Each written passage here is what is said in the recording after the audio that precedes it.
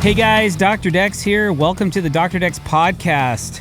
Today I'm here with Mr. Jason Cloyd of TrueWork. And if you've never heard of TrueWork, I'm going to hand the ball off to him and let him explain to you what that is exactly. Jason?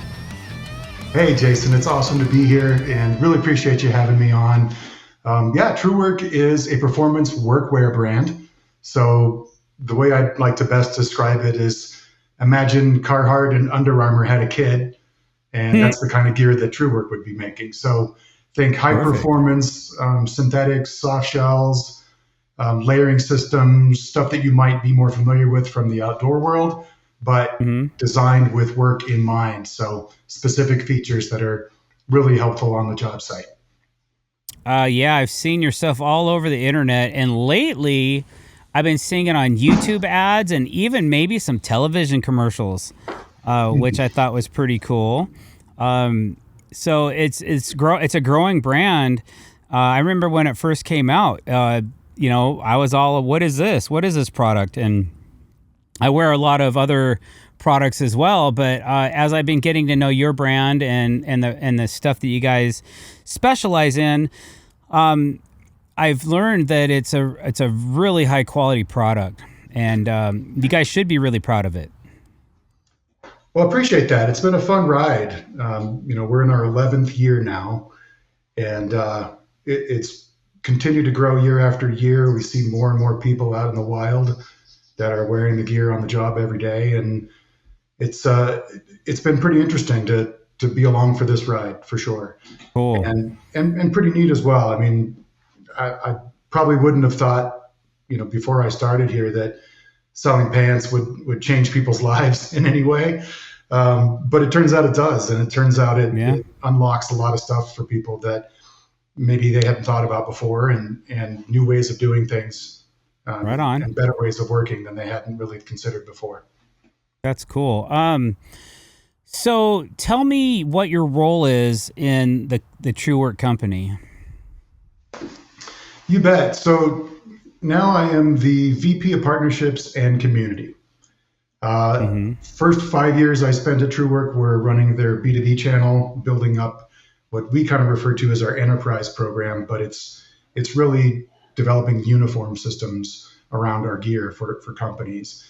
Last couple of years I switched over into marketing and have been heavily focused on partnerships and community, running our ambassador program, and doing a lot of work to help build the brand and kind of just explain our story to a broader audience of folks.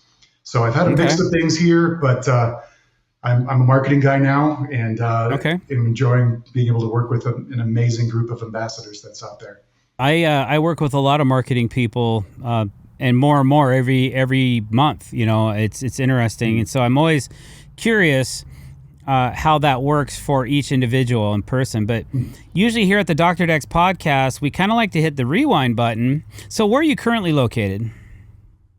So I am currently up in my house, which is outside of Denver, Colorado. We're up in the foothills. We actually live up at 9,000 feet elevation. Oof. So it's a bit of a different climate even than Denver, which gets pretty extreme weather itself. And so we are about 20 miles from the Continental Divide right now. Wow. Because it's a gorgeous place, beautiful views in the summertime. But it comes with its own environmental challenges. Just, walking up and down the stairs at 9,000 feet isn't nearly as easy as it used to be. How is Aspen's like 8,500, right? Yeah, that's right. Yeah. So we're higher up than Aspen.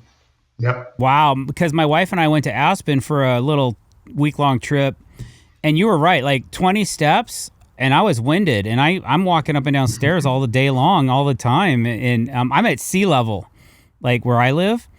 So that was a little bit of a rude awakening. We were not prepared to jump that much in altitude, and then be just hoofing it to the grocery store was more of a challenge.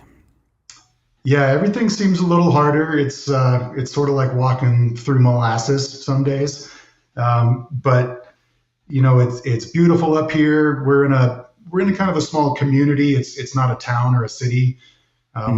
It's a spread out sort of bedroom community up in the foothills outside of the the greater metro area of Denver, and so it's nice and quiet and it's gorgeous. I mean, I wish I Mm, was outside today. I was hoping to be out there, but it's a little windy and my neighbors are gotcha. running their chainsaws, so it's kind of loud. Sure. But we can see about 50 miles of the Continental Divide from my house. Oh, cool. And on a clear day, we can see all the way up into Nebraska, really, from here. So it's Wow. a pretty incredible view. So when it's nice out, which is not as common as I wish it were, but when it's Hmm. nice out, we really can enjoy just being up here out of the city and kind of in the mountains a little bit. All right. Cool. So I'd like to establish kind of a timeline while we talk about your history and your past, just so I can kind of compartmentalize it to myself, so I can kind of stay on point. So, do you mind sharing your age with us? Sure, I'm 53 years old. Okay. So you were born in like 73, 74, 72. Yep. 72. Yep. Okay. All right, cool. You're just a few years after me. But so where did you grow up? So mostly I grew up in a little town in southern Colorado called Canyon City, and that's the only reason anybody would know it is because it's near the Royal Gorge, which is a kind of a big outdoor tourist attraction, and there are a lot of prisons there. And that's the other reason Oh, people know about it. So excellent. if you heard of El Chapo and some of the big cartel Yeah. folks, they're Oh, actually right cool. outside town there in some of the big Mexican Nice. security All prisons. right. So So that's the only reason better. people know about it. And it's just a sleepy little town, and it's a nice little spot. Okay. All right. And junior grade school, junior high, that kind of thing. Where was that? The same city or? Mostly, yeah, mostly, and we moved a ton, and I'm sure I'll get a Mhm. chance to talk about this a little bit more as part of my experience of the trades. But we moved around a good bit. So I was born in Canada, lived in Canyon City for a few years, went to Oregon for a couple of years, came back to Canyon City, and Mm. then moved to Glenwood Springs, which is right by Aspen. Okay. And And how lived old there were when I you at graduated high this school. point? Oh, when you graduated high school. So Yeah, as far as your youth, were you mostly centrally located, or did you move around quite a bit as well? moved around quite a bit, and my dad was a contractor and carpenter, and typically we would buy a house and fix it up and then sell it again. So he Hmm. was in the fix and flip game as well as doing a lot of work for clients outside of that as well. So when the house was done, it was time to move, and sometimes it was in the same town and sometimes not. Gotcha. Gotcha. All right. So what was like junior high school like for you? Were you able to be more cemented in where you were, or were you again still like kind of moving around a little bit? No, that's when things settled down a little bit, and so we were mostly in Canyon City for that time, Hmm.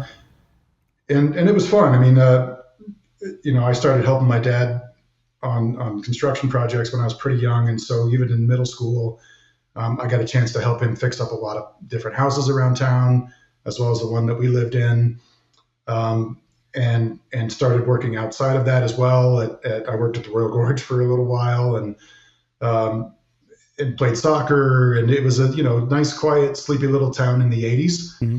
Hmm. So didn't have to worry about a lot of the stuff that kids these days have to worry about. Yeah, no kidding. Um, and I would say it was pretty fun. Cool. So were you into sports or academics or at that point? Yeah, all of that. Um, I played soccer and other sports too. I was in the band and played instruments as well, and What'd you play? mostly drums is what I ended up playing for the longest. Hmm. And Cool. yeah, we had a cabin a couple hours away up in the mountains that we spent a lot of time at. We Mm. even actually lived up there a couple times as a kid. So just try to spend a lot of time in the mountains and going fishing and going mountain biking and hiking and all that stuff. So got Nice. to play outside a lot. Yeah, that's really cool. Like I think growing up, like if you have the opportunity to do those kind of outdoor woodsy things while you're a kid is kind of fun. Camping's always been a blast for us as well. So as you get on to high school, what was that like for you? Kind of the same continuation of a lot of the same stuff until we moved over near Aspen, and then that got to be a lot more fun. Just a lot more access to cool mountain activities, and Yeah. in the late '80s, that's when it was. I graduated high school in 1990, so Yep. that was hair metal and Yep. skateboarding and eventually snowboarding. That's about when that sport sort of was Cool. invented and took off. And, Yeah. so Right. You were got at the involved with birth of that, huh? Yeah, I Okay. remember the first ones. And Dude, that's radical. Was mountain biking a thing back then? it was, and it started probably when I was in middle school, at least in Colorado. I think, there were probably spots in California where it had started a little bit ahead of that, but it started to really become available and popular when I was in middle school. And so, yeah, we had mountain bikes, and there weren't a lot of, purpose-built trails back then for that, but tons of fire roads and logging roads, and a lot of good opportunity to just ride up into the middle of nowhere for a long Yeah, while. but I bet nowadays it's like a summertime event. Like you can go to these different ski resorts and just put your bike on the chairlift, right? And it takes you up to a certain point on the hill, and then you can just ride down things You like can. that. I mean, that's cheating. Well, in okay, Colorado, fair enough. We like to work for it. So, or maybe we just like to suffer, I guess. I don't know. But, No, I think it's a little bit of both. I hear you. Me personally, now with my disabilities, I'd probably pay to take the chairlift and just coast down. But then there's always those same. whoops and jumps and everything that would just allure me. I just couldn't help myself. But so were you? So did you ever snow ski, or was it just snowboarding that you were into? Oh no, I skied. I skied from the time I was pretty little until snowboarding was a thing, and then mostly switched over to that. I did end up picking skiing back up a little bit later, especially after my son was born, and kind of wanted to get him on the hill, and it's a little easier to do that when you're skiing. So Yeah, cool. did that. Yeah, you can again kind of for a while. Now I control go- your surf better, right? Yeah. Awesome. Yeah, I Yeah. mean, where you live, it's a pretty amazing place for snow sports, and even summer, like some of the more activities that you can do. I mean, I'm sure the hiking's amazing there as well. It is, and we're pretty lucky here. I mean, 10, 15 minutes from our house, we've got access to trails and rivers and all kinds of fun stuff. And then just a bit further is where all the big mountains are here, and so there's an unlimited kind of a lifetime supply of outdoor activities nearby, which is pretty handy. Yeah, I spent just a small stint in Colorado with Sashko. Yeah. And was toured their factory. It's before they did the new part of the factory, and they were building it when I was there. And it is just a beautiful place. A lot of the guys were off hiking and doing things besides the tour, the plant tour and whatnot. And I could see like the mountainous range and like if you're really into skiing. But man, it's gotten so expensive nowadays. Like do you know what a full day ticket is at a resort? I don't even know what it is now. I know it's well over $200 because that was a milestone a few years ago. So I'm guessing it's probably pushing close to 300 if you're going to Vail or Aspen or one of the big ones. It's sort of a shame. It's kind of gotten out of reach for a lot of folks. And it really. I agree with you on that. It is kind of a shame that, like, when we went to Aspen, we went there for a specific reason, and we could just see the luxury in that city just by how the people dressed and how they carried themselves, and and we weren't there in season. We were there in November, mid-November, and it was before the snow had come and all that, and it was like everybody was just getting ready. Everybody was thirsty for the snow and ready to go, But yeah, you could kind of tell, like, when you go to a restaurant or maybe a pizza joint, and you could tell who's like a ski junkie and who's there as a career, maybe for a career. But the shopping and the stores and all the stuff, we started walking around. I was like, man, like there's a store that sells used Birkin bags, and they had millions of dollars worth of handbags in one of the stores, and it's really become an elite city. And I had no idea that you had to fly to Denver, and then you take a smaller jet and you fly into Aspen as a separate trip to get there. I didn't know. I'd never been, and now I guess they just shut the airport down because they're going to be remodeling it and making it bigger, putting in a bigger runway and all that. So now everybody has to fly somewhere else to get to Aspen. Yeah. Yeah. Not super convenient. I think it's probably cheaper to go to Europe on a ski vacation than it is to come to Colorado these days. And that's too bad. It is. My chiropractor just said the same thing. He just took his whole family to Japan to go ski, and he said it was the same price as going to one of the elite resorts, or less, Probably less. That's pretty wild. When I was in high school in Glenwood Springs, we got season passes to Aspen Highlands for $55. That was the season pass price. Wow. And so for the season pass was $55 for the season. Wow. And yeah, things were different then. They figured out there's a lot of money there, I suppose. Yeah. I'm gonna keep it for the 1%ers. I'll go to the ghetto resort where I have to hike up halfway up the hill to get to the tow rope. Do they still have tow ropes? I mean, it's been a minute since I've been skiing. I don't know if there still are any. There are a couple of resorts that still have T-bars. T-bars. And the pommel lift, a little disc you like kind of sit on and it pulls you up. Sure, yeah. There are a few of those you can still find, but no, mostly it's the high-speed quads or the gondolas these days, or whatever. So yeah, which also costs money, thing. Right? Oh yeah, all that stuff costs money. Oh yeah. So was there a particular brand of ski or snowboard that you really were into, or anything like that, or bike? When I was younger, it just was whatever I could get. I mean, some of my friends ended up being sponsored, and a couple went pro, and so I would try to work them over for good deals on stuff whenever I could. Sure. But yeah, I mean, in mountain biking in the kind of late 80s, early 90s, I mean, Specialized was probably the biggest brand that was doing the most, but there were lots of them that came out after that too. And it's been wild to see the brands just kind of shift around over the years. I mean, Burton was barely known when I was starting, and at least in Colorado, and then they've been dominant for 25, 30 years now almost. So it's been neat to watch those. Sure. Now Shaun White has his own that's right, snowboard.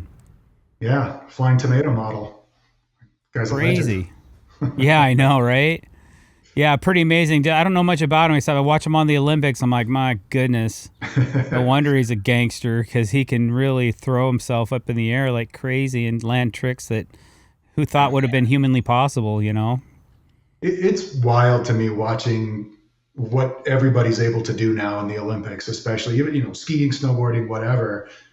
Just the amount of sophistication and training and practice, and just the level of athlete that's out there now compared to when the sport was evolving. If you could do a backflip when I was coming up, then you could probably get sponsored. And, wow. And now it's, you've got to do 4 backflips with 8 twists in it to even get looked at, and to give a sticker. To get a sticker, that's right. Yeah, it's pretty neat watching the evolution of the sport, and just how every generation just the table stakes just get higher and higher of what people are able to do. I think some of these kids have kind of lost their sense of fear. Oh, for sure. And if they break something, it's like, oh, I broke my collarbone. Oh, well, I'll be back on the slopes as soon as I can, And I was watching some of these Japanese kids, some of these younger, like 16-year-olds, man, and they were pulling really precise, like disciplined, precise tricks, and it was just like mechanical. Yeah. Like it was a machine doing it, not a human being, and wow, and they're pulling big points too. So it was really fun to watch. I always catch it like at X Games or something once in a while, just to try to stay current on all that. But Yeah. I'm mostly a deck builder, and to reel it back in, I'm a deck builder, and I'm into high quality, high performance. And so with you, I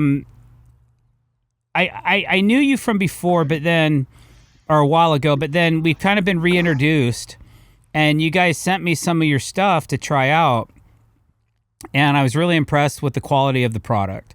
So just straight off the gate, when you have something that feels good when you wear it, and it feels good on your body, and you can get hot and sweaty in it, and it doesn't take you down or wear you down or grog you out or whatever, it's always going to be high performance workwear is where I'm at. I wear a lot of Under Armor underwear, but you just sent me a few pairs of the TrueWork ones, so I'm really stoked to start using those too, because it seems like it's similar or very similar in quality and product.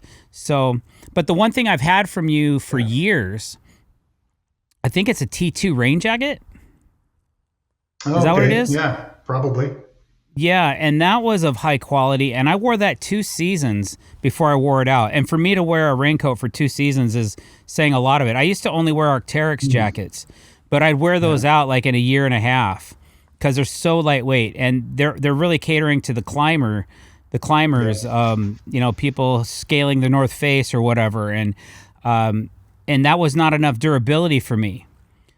So to have that coat, and it came at the right time because I was about to go buy another $600 Arc'teryx jacket, and that dropped in my lap. I'm like, let's try this, and tape seams, it was a really high quality coat. So I really enjoyed using or wearing that. Now you've recently sent me a new one, but I haven't had a chance to use it yet. So I'm kind of looking forward to it. So after high school, did you go to college? I did. Yeah. Yep. I went to CU Boulder, so University of Colorado in Boulder. And that's, I don't know, 45 minutes away here. So I haven't gotten too far since then. I went there actually to study mechanical engineering. And really? Went through that program. Yeah. So did you complete did you get your degree in that? I did. Yeah. Impressive. So what entails when you get a degree? It's always impressive to me. Like, it sounds impressive, and like you really got to know your stuff. Like, what does that entail as far as in your studies, and what are you really studying, and what are the qualifications, and like what kind of testing are they giving you for that to make you qualified as a for that title? I mean, as a discipline, it really just caters to people who kind of like math and science. And if you like those things, or if you're curious about those things, then they kind of teach you all the rest of the stuff. And it's this interesting mix between really high-end theory and the practical, how do things actually work side, and trying to find where the balance is there. And that's the mechanics. That's the art of engineering, is the balance between theory and reality.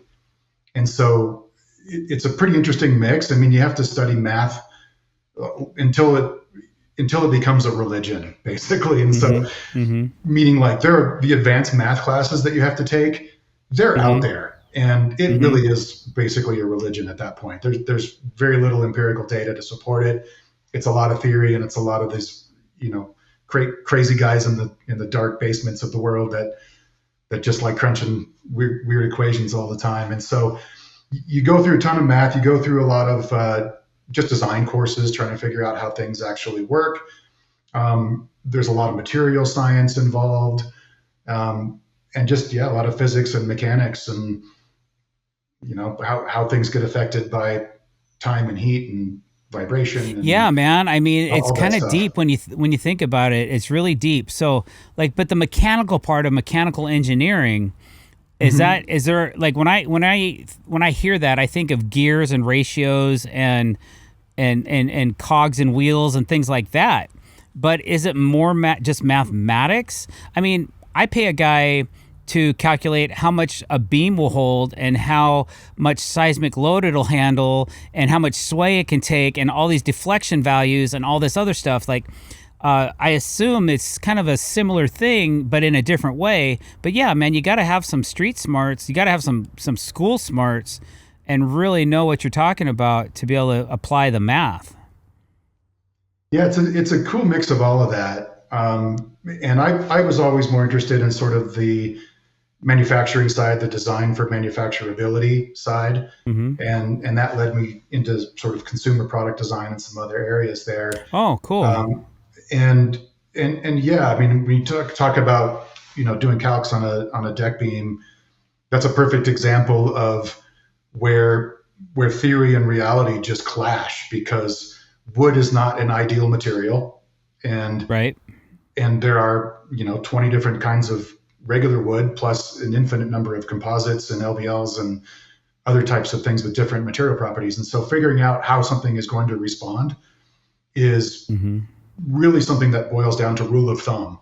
And you got to just kind of know from experience that you make it twice as strong as theoretically it should be. And that means it should last 30 or 40 years, depending on, your seismic requirements or whatever else it is. Sure. So, that's a perfect example because you've got anecdotal data building up over time that leads you to policy and to code compliance and all those things mixed with, yeah, in theory, if this were an ideal material under these conditions, this is the load you'd be looking at and this is how strong it would need to be. And Hmm. so your guy, the guy you pay, I'm sure he has a degree. I'm sure he's got his professional engineer certificate, Yep. license, all that. And hopefully has enough experience to be able to, put his thumb on the scale in the right direction and say, yeah, this is what the code says. And I would recommend maybe going beyond that in this case because I've seen these things fail just in the field over time or whatever, right? Sure. Yeah. That's what that stamps for, I suppose. That's It's right. telling the state that, yep, this is what's Yep. up. We know what we're talking about. Very cool. So once you graduated college and you had your degree, did you take any marketing classes while you were in college? Not one. Nope. I did. The closest I got, I think we had an entrepreneurship class that was pretty new at the time, and they partnered us with some business students to try to do kind of a mock product launch Mm-hmm. where the engineers would design the product and then the business students would figure out how to brand it and market it and do all that kind of stuff. And that was pretty cool. We actually had a good project and good team and learned a lot through that. But that's as close as I got. The running joke in the engineering program was, well, if you fail out of here, you can always go next door to the business school and they'll be happy to have you. So I didn't get a chance to do too much there, but I got lucky too because I got a part-time job at an engineering company during college that kind of got my foot in the door. And I knew how to do design and drafting even then. And so I just kind of was a drafter, kind of their designer guy all the way through school. And then I ended up working there full time for a few years after that and kind of got me started. And they were a cryogenic engineering company. So they were Oh, doing all wow. kinds of crazy stuff. They were doing like liquid oxygen storage tanks for a rover on Mars project. Oh, wow. I mean, obviously that was years ahead of when that would have been needed. Big heat exchangers for liquid fuel rockets. So all the liquid oxygen stuff that you see in rockets. Oh my these days. goodness. And, How cool is that? we did some pretty crazy stuff. Yeah. Explain to me, like, so you walk in on that deal, right? And you get hired and you're, okay, Jason, we're working on this top secret liquid cooled government secret item. And then is that where, like, what are how do you approach that? Are you like, do they say, hey, we need to figure out, is this part going to work here? Or how does it, explain to me how a standard week would go for you at something like that? Yes, I mean the starting point there is really just getting stuff on paper, and back then it was actually on paper, and so I was just helping take kind of systems and products that the engineers had already designed, meaning they had calculated all the loads, and in this case the heat transfer characteristics they were looking for, and they said, okay, this project, whatever this is, has all of these individual parts and pieces that need to be made and put together for it to work. And so I was able to take the concepts for those parts and turn them into actual drawings for manufacturing. And that's sort of the starting point. And so it would sort of like in a deck analogy, it might be like a footing detail that an architect had concepted out, and then your engineer kind of validated and gave you the actual engineering drawings for.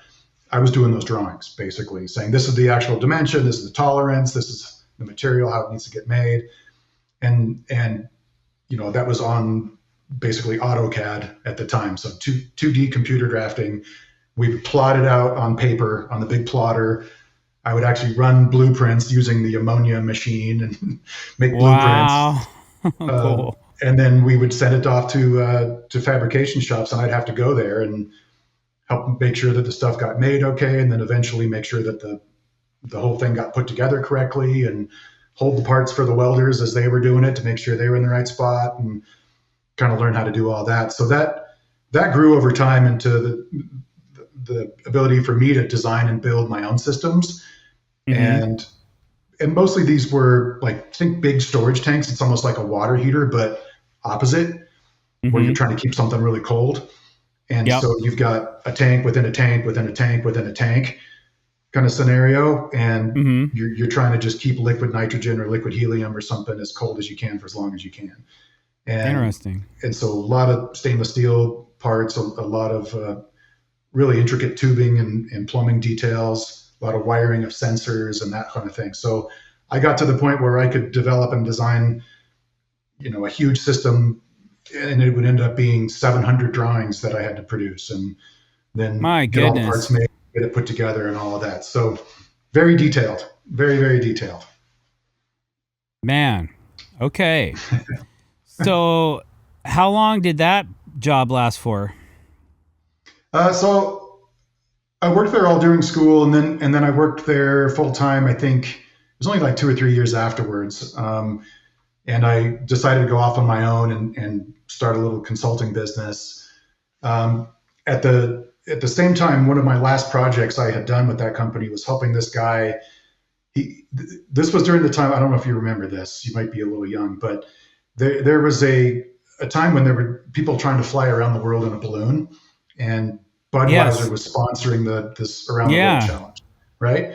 So one of those guys came and talked to us, and he had this whole elaborate new liquid helium system that we worked on for him. And when I ended up leaving that company, he called me and said, "Hey, do you want to just come work for me on this project full time?" And so I did, and spent a couple of years working for this guy, getting his balloon system and liquid helium system ready to fly around the world. And he wasn't the one that made it. He didn't win, but we got pretty close, and it was pretty cool. Dang. So what year did you graduate college? 95. Okay, and then you spent a couple years with your mechanical engineering company? Yep. Okay, exactly. So 97, 98? So about, 97, 98, and then in 98, I was working on that balloon project and did that for a couple on the years. Balloon project.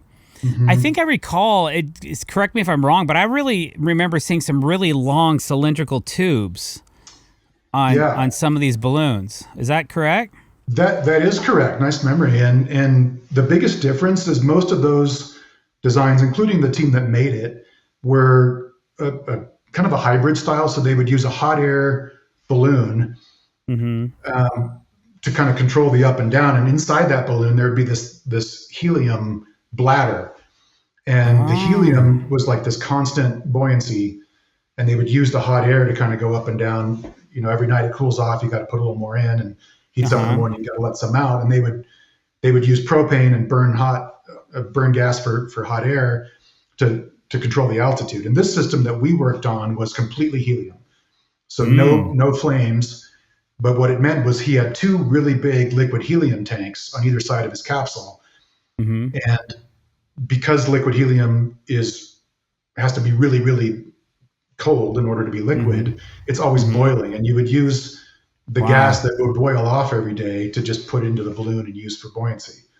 And so it was kind of ahead of its time in some ways, complicated in some ways, simpler in others, but no one else had done something like that. And so that was kind of the claim to fame. And his partner, the main scientist guy, he's not with us anymore, unfortunately.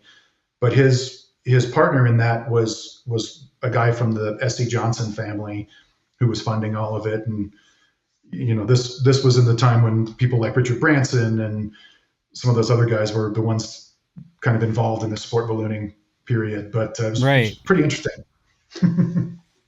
That really is interesting. What a cool feather in your cap to have, you could go into a scenario like in a pub and sit down and you could chat about that for hours, man. That's really cool. And it's funny because, I do remember, and it was some super big teardrop style balloons, like upside down teardrop looking type balloons that were trying to go around the world. And I do remember all that going on. I wasn't paying much attention to it, but I definitely, it resonated with me if I could remember. So, I have so much sawdust and PVC dust in my brain right now. It's amazing I remember anything. Yep, I understand. Cool. Okay, so after the balloon project, what was next for Jason? So I kept my kind of consulting business going and was doing product development and product design for a lot of different companies. And most of them were smaller companies that just needed a hand getting something made and getting prototypes built and all that. Like I did a dog toy for Kong, if you remember Kong. Cool. Yeah, of course. Develop a prototype for them and a few other kind of consumer products like that, mostly locally here in Denver. And then so are you signing NDAs with these companies? Yeah, in some cases. Depends on what they were doing. But yeah, in a lot of cases, I would sign an NDA and sort of just be their near-house development resource. And once they got something up and running and got it to market, then they didn't need engineering any longer. And so I knew a lot of the people around locally that made the stuff. So that was when 3D printing was kind of just starting to blow up in the industry. But a lot of folks that did just metal fab and welding and machining, even plastic molding, injection molding and that kind of stuff. So I knew a lot of those folks just from working in the area a long time. And so I was able to leverage my network to help people just get things made. And I was pretty lean, just me. So I could come in and help them design something and get it prototyped and then get it to production pretty quickly. Wow. So it was fun. Did some cool projects. Yeah. And how long did you freelance for? Quite a few years. I'd say probably, off and on for like 8 or 9 years. And somewhere in the middle there, I actually got a real job. And I started working, I did a consulting project for this little startup that was doing a lot of fuel cell development. And so I ended up working for them full time and spent, I think, 4 or 5 years there. And that's actually where I met Brian, our founder of TrueWork. I actually hired him as he just graduated. He graduated from CU Boulder in engineering as well. And so I hired him, and we were working on little portable fuel cell systems for government contracts and all kinds of weird stuff. Cool. And so that's where you first. What did? Let's see. So Brian, he was working with you. You hired him, and then he branched off. And then is that when he started TrueWork? Well, not exactly. There was a few things between those.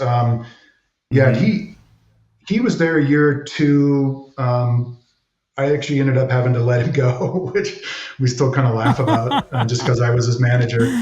But it was an interesting company, and the owners were kind of MIT PhD engineer folks who were just incredibly smart. And Brian's philosophy of bringing products to market didn't really align with their philosophy of developing everything from first principles on a whiteboard, and then trying to make a product and commercialize it. And Brian's theory even then was, well, if you're trying to do something that's like this, why don't you just find somebody that does something close and see if they can make it work for your application and skip 2 years of development. And And so eventually that caused enough tension that they decided that they didn't want to have him on the team any longer. So we joke, because I quit almost right afterwards, because I was ready for a change as well. And so we joke and say it was almost like a murder-suicide kind of thing. And that's pretty dark, but that's hilarious. But even then I knew, like, okay, this kid is kind of, he knows what he's talking about, and his mind for business is actually pretty sharp. So I figured even back then I might be working for him someday, and I was like, oh, that's fine. So yeah, we both went in different directions there. I was doing consulting again, and at some point in there, I decided I wanted to switch more into sales, because I ended up doing all the sales for the companies I was working for anyway, and being the client-facing person and working with all the vendors and kind of building partnerships with them. And so I decided, well, I'm kind of doing all the sales anyway. I should learn how to actually do it. And so I ended up auditing this sales course that I found through a friend of a friend, and got put through the ringer for a few months of just cold calling and learning the whole process, and learning how to build a pipeline, and learning just the sort of the technical aspects of sales, and did that for a while. And then I ended up actually working for a reseller who was selling the design software that I had used to develop and design products for people. And I knew the product really well, and it was easy to talk about and easy to sell. And I was do training. What was it called? Called SolidWorks. And in the 3D SolidWorks is the name. Okay. And in the kind of 3D design space, it's still the leader out there, and really, really good product for a lot of engineers to use for development and design. And so let me ask you something. Yeah. Windows or Mac? I have tried to switch to Mac a few times in my life, and I've given up. So okay, you're a PC guy. Yeah. Okay, fair enough. I'm not proud of that. I was just curious. I'm not proud of that. No, hey, no offense taken here. I actually bought my first Mac. My current computer is a Mac, but I've always been a PC guy, because the software I ran for my computer design, which is much simpler. It's not even a CAD program. It's just a landscape architect software. And I converted to a Mac because my son's diehard Mac, and because he's an audio engineer and he creates music and he does all this other stuff on these computers, right? And plus he does all of our YouTube production on it, and Pro Tools, all that stuff.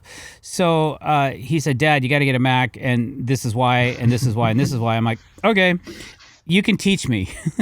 So occasionally I get stuck. I'm like, hey, Cal, can you please help me? And then like 3 seconds later, it's done. I'm like, oh man, I spent 45 minutes trying to figure this out.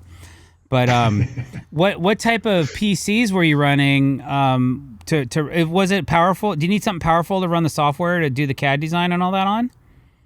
You do, yeah. It's something with a pretty beefy graphics card helps a lot.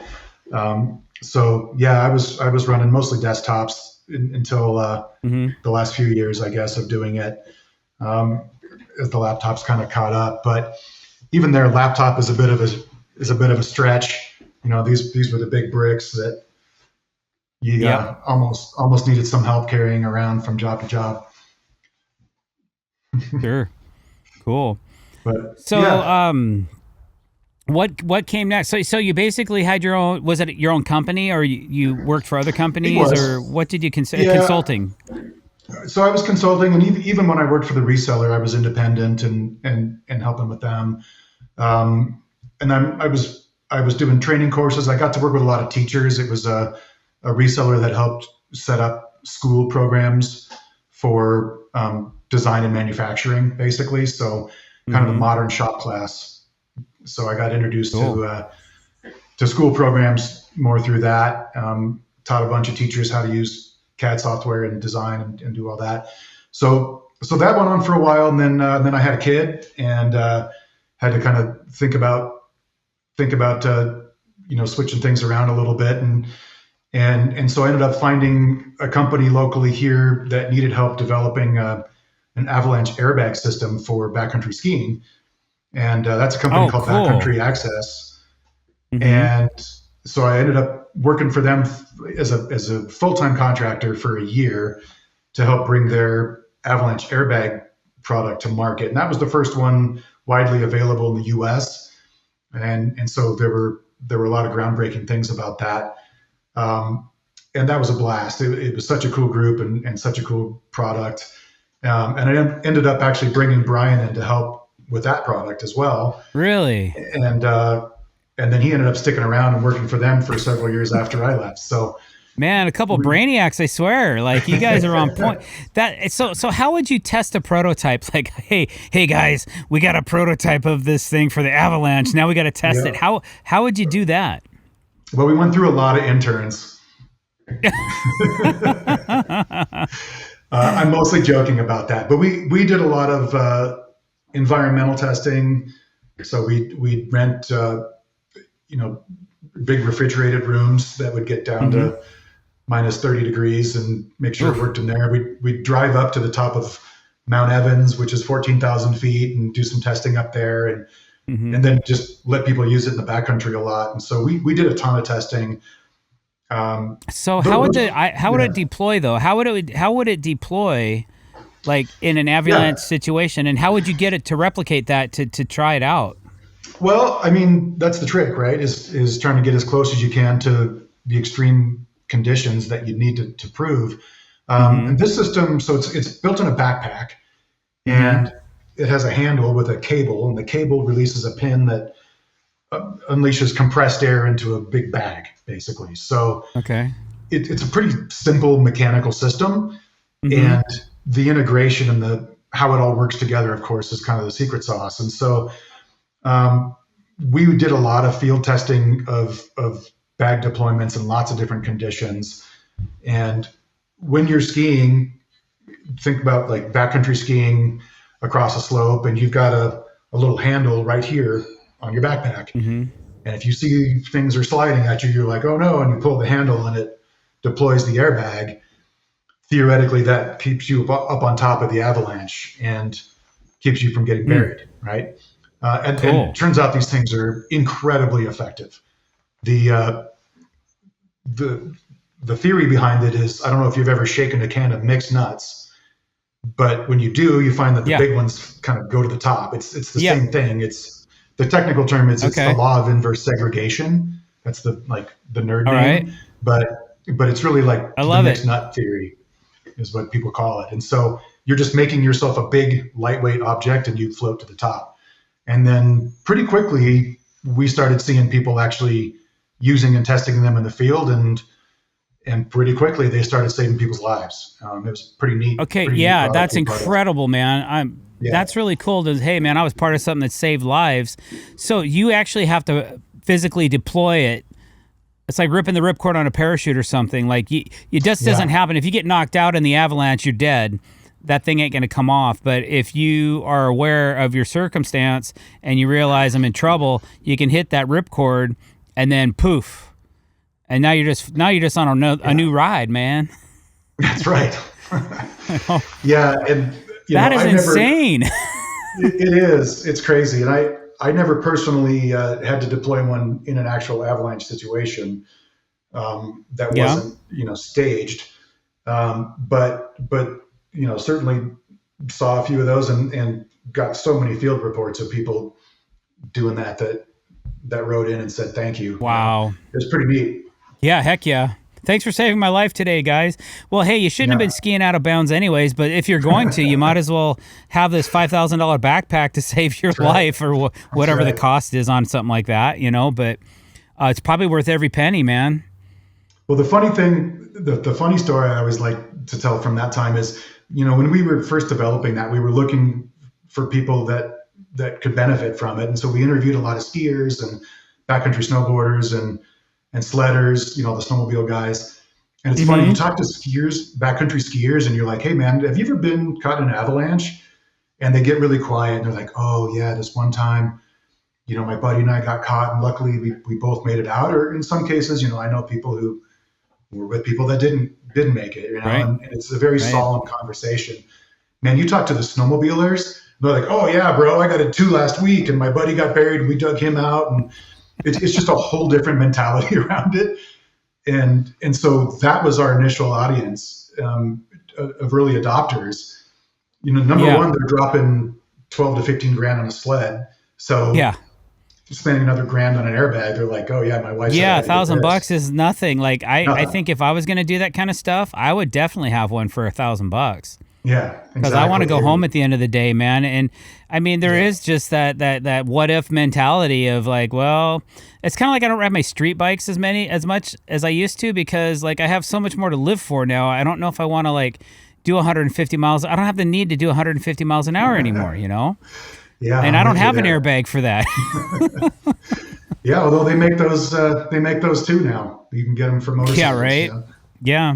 Okay. Yeah, Well, I'll pretty have to neat look into it. technology. So yeah, that was a pretty cool project. And actually, so as I said, Brian ended up coming on to help with that project, and then he ran their engineering group for, I think it was 5 or 6 years total. He was there, and that got him exposed to a lot of backpack manufacturers in Asia, as well as other hardware manufacturing factories all across Asia. And so he learned the supply chain in and out by having that role. And that company ended up getting acquired by K2, who's up near you guys. Uh-huh. And Yep. and after that acquisition was finalized, Brian kind of took off on his own after that. And it actually wasn't that long after that when he started TrueWorks. So it led directly to his ability to just fire that up. Yeah. Okay, so in between that time, what were you doing before you ended up going back with Brian? Well, yeah, that's a question. So right as the airbag project was starting to wrap up, I got a call from SolidWorks, the company, the corporate, and they were looking for a sales manager to replace the guy that I had actually worked with when I had worked with the reseller. And so everybody knows each other. It's a small world. And they called me and asked if I would be interested in applying for that role. And so I did, and I got it. And I ended up being a sales manager for SolidWorks. And that was overseeing their resale network in the Western US, Central America, and South America.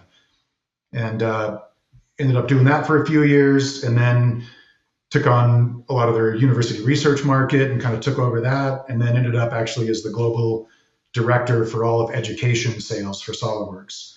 So all the SolidWorks that gets taught in schools gets supported through a resale network that my team and I help to oversee and make sure they have what they needed, and we help them with When you say training school, and are we all that. talking high school, college? What?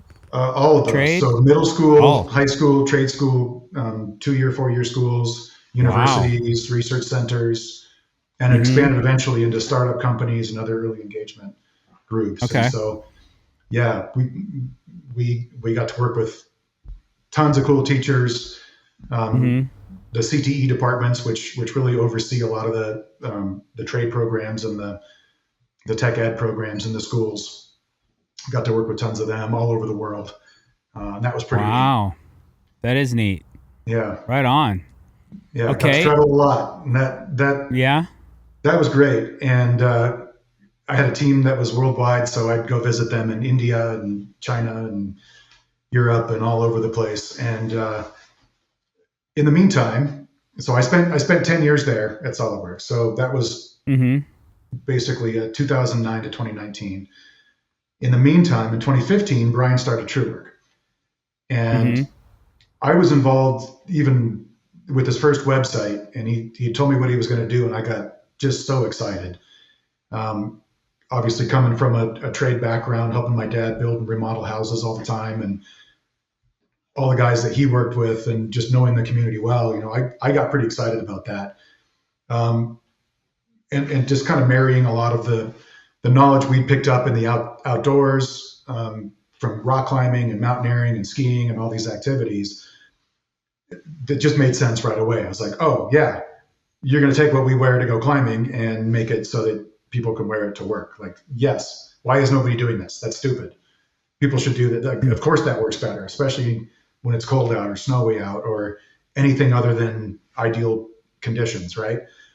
So Right.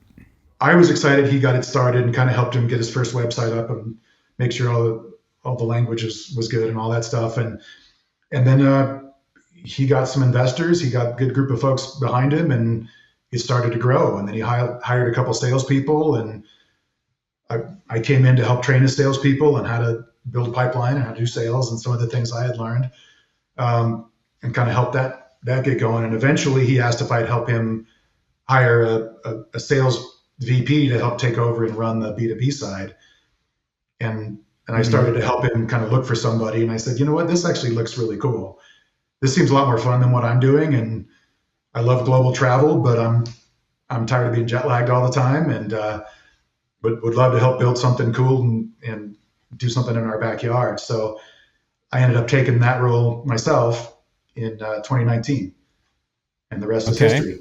The rest is history. Wow. So because I remember meeting Brian at an event once, and he was a speaker. I think it was at the Sashko event. Were you at that? Probably. Yeah. Yeah, I think you were there because you're the one that said, I'm going to send you this jacket. Because I go, dude, because I was full on block lauder. I was wearing everything block lauder, and we had a small conversation, and you said, I'll send you anything you want. I said, can I just try this raincoat out, please, in a 2X? And you sent it to me like the next week. You said, I'd give you this one, but either it wasn't the right size or you needed it for some other show or something. Yeah. And I was like, yeah, man, no, I didn't expect it today. I was like, that's awesome. But I remembered his speech. Really cool philosophy that guy has. Yeah. He was drawing a lot. It kind of reminded me of some of the Asian influence, like personification and just some of the mantras that I've heard from the East. And I just thought, wow, that guy's really grounded. That guy's really grounded. And but you guys were great. And as you start with True Work, you said the first 3 years you did what? Yeah, the first 5 years I did B2B sales. B2B, so, that's business to business? That's correct. And yeah, think of it as, we were helping companies use our gear as part of a uniform program. And TrueWorks started out as an e-com brand and only sold through our own website for the first few years. Eventually we added Amazon, and still do sell through Amazon, but we weren't a brick and mortar, kind of a company. So we never had a retail store. You couldn't walk in anywhere and see our stuff. It was all online. So we've tried to figure out how to take a company and a supply chain and products that were set up for online sales and turn them into something that people could adopt as a full uniform program for their employees. And it's basically developing a service business, inside of an e-com company is what that entails. And there were lots of companies that still are wearing our gear as part of their uniform that's supplied to their employees. And, some of them even use a laundry service on the side. And we were effectively trying to disrupt, things from like Cintas or Aramark or some of the big uniform companies. As you should. Good for you. Well, as we should. I mean, those industries are pretty antiquated in how they run and the products that they use especially. And nobody likes it, but everybody uses it, right? Dude, if you put some really good mechanics in all your gear and put them all in all black, there would be no Cintas left. It would just be you guys. The stuff is the way they have to stretch. Instead of seeing your butt crack, leaning over the motor compartment, you just have a nice silhouette of black pants. I mean, the stuff fits. It stretches, it moves with you. It's a second skin, but it protects you. Hey, I have a question. You're in your pants, the ones with the built or the knee pads that you have in the knee pads. Do you have different thicknesses of knee pads that you can insert in there, or are those the ones that come with the pant, or how does that work? We do. They do come with a kind of just regular EVA foam knee pad that's in them. But we do have a pro version of the knee pad, and that's made of molded urethane. And Those so are the ones I'm looking for. Well, we just got a bunch back in. I'll send you some. You can try them, and they're a lot better, especially if you're kneeling down a lot throughout the day. Dude. Which You don't even know how bad I need those, but yeah. I mean, I wear the gel, the block lauder gel insert knee pads every day of my life, regardless of how burned or how chafed I get. Hey, Jason. Yeah. We're out of time. Oh man, already. Yeah, if you want to hear more about Jason Cloyd's story or TrueWork, because I have some questions. I want to talk a little bit about airline hacks and world travel. You got to go to our Patreon episode, which is coming up next. So thank you so much for watching this. Jason, thank you so much for being a guest on the Dr. Dex podcast. We'll see you guys on the next one. Have a good day. Over and out.